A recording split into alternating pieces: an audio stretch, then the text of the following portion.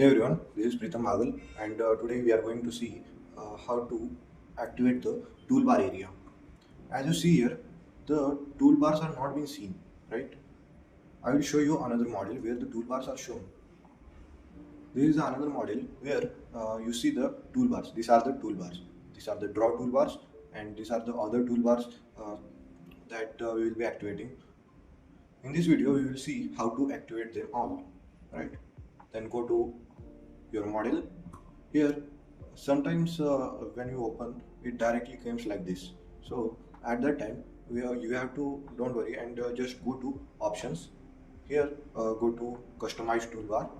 Here, you have to reset. You will see the options, right? These are the default options being opened, and you can activate another options also, assign joints, assign frames, and other options also, as like the one I have showed you.